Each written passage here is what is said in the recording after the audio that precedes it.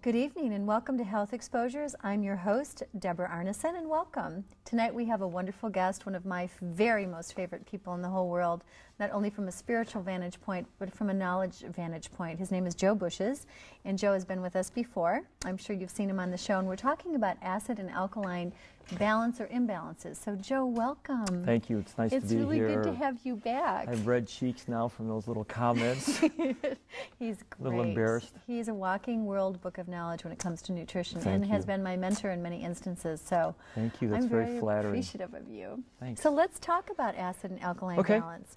How does it relate to an individual's health? Okay. Let's first start with, if you take, people hear the word acid or alkaline in the term pH and they really have no idea what that means. So if we take a line and at one end we put 0 and at the other end we put 14 and we put 7 right in the middle, 7 would be distilled water. And so it's a completely neutral. And the more you go to the lower numbers, that tends to be more acidic. And the higher we go, it tends to be more alkaline.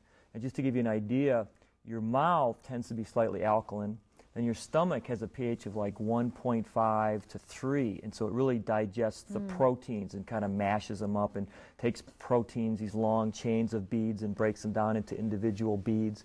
And then your body, through the wisdom of your body, then your system gets alkaline in the small intestine, and then acidic again in the large intestine. So your body constantly goes through acidity, alkalinity, acidity, alkalinity, and fluxes, and fluxes, right? And our blood tends to be very acidic. It's I'm sorry, very alkaline, and so it's like I think it's 7.35 to 7.45, right? And if your system gets higher than that 7.45, it tends to be what we call relative alkalosis, and it gets lower than that, like 7.2. Now that's still alkaline technically, however, it's called relative acidosis. And so our body struggles with everything that it has to maintain this perfect pH of 7.35 to 7.45. Is it not true, though, Joe? I remember hearing this because as a child I had so many cavities. I had really white teeth, but I also had a very alkaline pH, and my dentist said people who were more alkaline tend to have more cavities or develop more cavities. People who are more acidic don't necessarily have whiter teeth, but they have less cavities. Is that true? Well, yeah, if you think about it, if you're too acidic, then the acid in your mouth would eat away at the enamel. So it's this whole thing about balance. But I do know that there's a guy by the name of Huggins did some research, and also a guy out in California, Dr. Pottinger, and he found out that with a certain pH, if your mouth was like I think it was 7.1 to 7.3, that you had no cavities. Whereas if you were much higher than that, which is you're talking about the alkalinity, then your teeth got very soft and the bacteria could get in there. And so for those people out there who have dental hygiene problems and have problems with gum disease, how about gargling with sea salt at night? That should make them more acidic. That would be a great start. There's a good tip. There's a good tip. Yeah, good. Yeah. Well, tell us this. Tell us about the negative acidic effects of being too acidic in the system and your pH being too acid, and what can that do to the body? Well, a lot of things, and it's a field that's rapidly exploding, and it's just fascinating for me to think about some of the things that might happen, because first of all, if your system is too acidic, you've got enzymes in your body that can't be utilized. And so here are these great digestive enzymes, these great inflation fighters, these great cancer fighters, hormone producers, and they're like standing in the wings, they're on the football field. Can I go in, coach? Can I go in, coach? I want to do it. I want to do it. And because they're not the right pH, it's like, no. So they're destroyed on contact, or they're just unavailable? They're no good. They can't be used. Okay. And can you produce them okay? You can make them, yes, but you just can't use them. And so you need a certain pH for these enzymes to work. Another thing which is fascinating is that if your system is too acidic, your hemoglobin carries oxygen. Come over here. And so it carries the oxygen, and then it carries it all the way to the far tissues, and then it releases it where it needs it. That's how we get oxygen in our toes, and we get it in our fingers. But if our system is too acidic, the hemoglobin will carry the oxygen, but it can't let it go. And so as a result, we become hypoxic. We're deflated. We're deflated. Sure. Yeah, and so we're tired. We have this anemia, but we've got enough hemoglobin, we have enough red blood cells, so we go to the doctor and say, we're exhausted. I'm so tired, doctor, can't you do anything for me? no, Mr. Jones, your health looks, you're Right. not anemic, everything looks fine. But really, we're too acidic. And see, normally a doctor wouldn't really put two and two together, and so he wouldn't know what to do. What causes an individual to become too acidic? Well, a couple things. First of all, we live in an acid environment. Acid rains. The food we eat is loaded with dyes, emulsifiers, waxes, bleaches, emulsifiers, all tend to be too acidic. Right. We tend to be very emotional. I mean, who isn't stressed out today? We certainly drink our fair share of soda pop. I mean, what's the average consumption? 2 or 3 a day. So you're saying that sugar makes you more acidic? Sugar tends to make you more acidic. So if you take in too much sugar, then your body actually flips and tries to neutralize that sugar, which is basically alkaline, right? I don't know if it's acid or alkaline when you put pH peeper in sugar water, but I know the effect on the body is... It creates more acidity. An acidity, right. So, the I mean, net ash or the residual effect. The byproduct. Of the byproduct. Same thing, it's kind of like that with, if you take many of your citrus juices, they're acidic by nature, but then the result on the body is they tend to make the body more alkaline. Right. That's why lemon juice the really opposing can be effect. Good. Right. But meat tends to make you more acidic. I mean, if you think about it, meat, bread, grains, all the things that we consume highly in our diet. Sugars. Right. I mean, pop. To take one glass of pop, it would take 33 glasses of regular water to negate the effect of 1 can of pop. That's how it puts your system... Hey, you little carbohydrate junkies out there hearing this.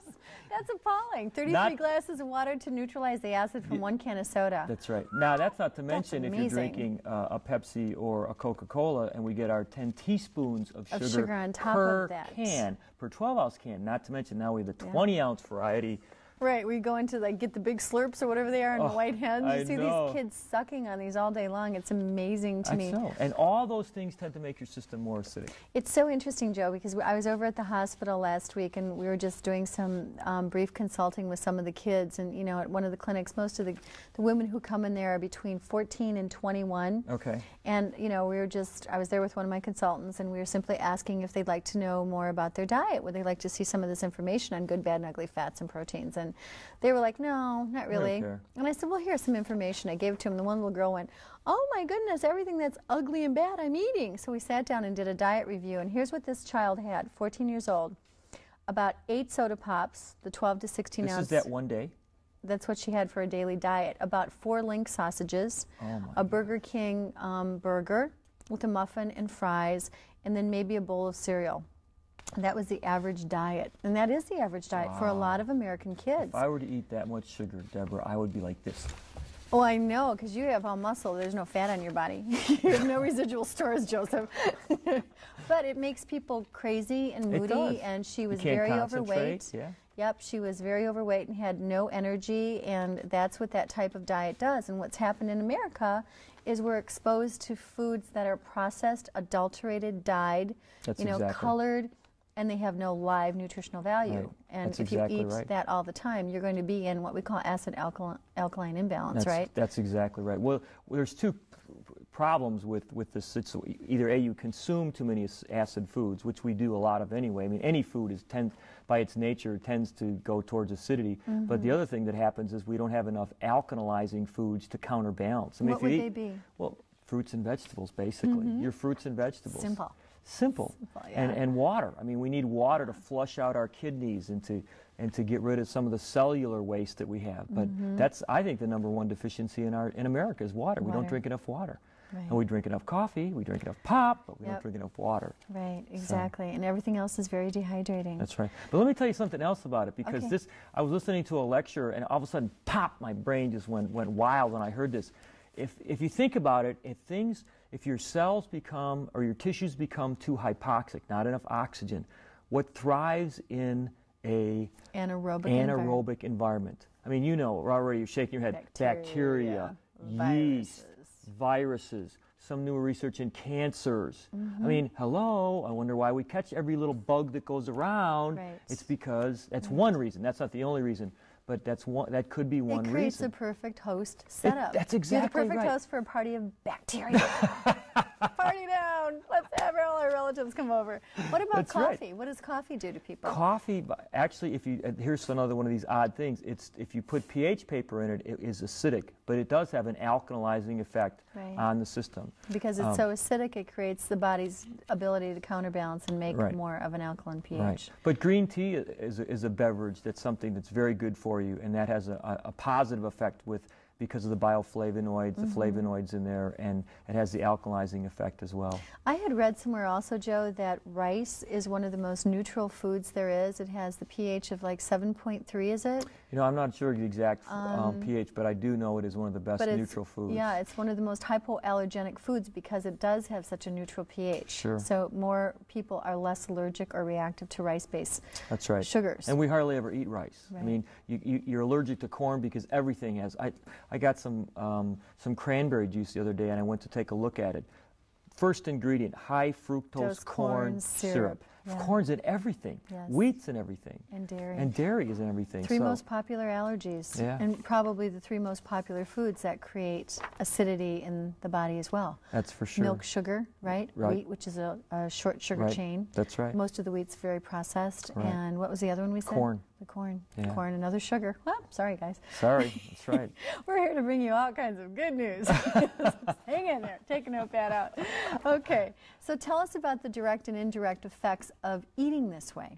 What are some of the typical health conditions associated with being very, very acidic? Very, very acidic. You're going to tend to be achy. Your joints are going to be, arthritis would be one thing. Certainly hypoglycemia, eventually going into diabetes would be another situation. Which is on the rise in this country. It is on the rise. Yep. Diabetes is definitely. It's actually always been there, but we haven't really detected it as much. And we just eat far too many carbohydrates in this country. Which creates hypoglycemia, right. Which is a pre-existing condition for that diabetes. Contributes That's to right. diabetes. So other conditions, some researchers are showing that cancer and heart disease can be caused. See, what happens is when your body has too much acidity, your blood has to be at a very specific pH. That's when all the magic happens, so to speak. Right. And so your body will try to get rid of that acid. First, you'll urinate a lot of it out.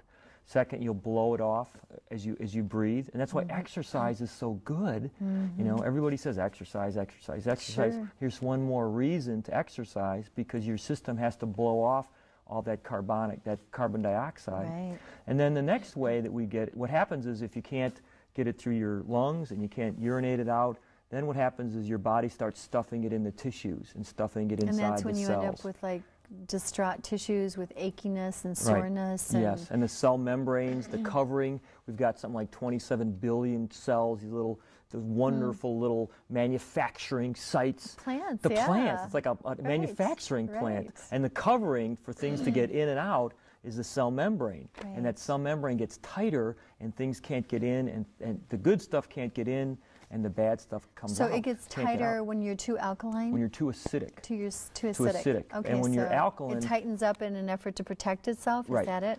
And because the cell becomes toxic, you don't want to let the acids out to destroy the blood. So the cell, by its very nature, to protect itself, will tighten up, and so it won't let the acids out. That's very interesting. Oh, it is. It's fun. So can someone actually take like a urine dipstick test or something to detect their acid pH balance? Well, urine is one good. A urine dipstick would be one test. And you can buy those at the drugstore, right? Yeah. Another test is a carbon dioxide test that you would get from a blood test. There's a wonderful. If that's low, what does that mean? If a carbon dioxide is high, you tend to be more acidic. Right. And if your urine is low, under 6.4, you tend to be acidic. Well, I see on my blood tests, most often I see people with very low CO2s, very low. So they're extraordinarily alkaline. Well, see, what we need to do is we need to look at all the different facets. So we also want to look at calcium levels. See, what happens is when your system becomes too acidic, first things that happens is sodium and potassium are your buffers, and so they will buffer and tend to neutralize those acids. They're like the armed guards. Yes, they're the first ones. Yeah, they get out there like, oh, boom, boom, boom.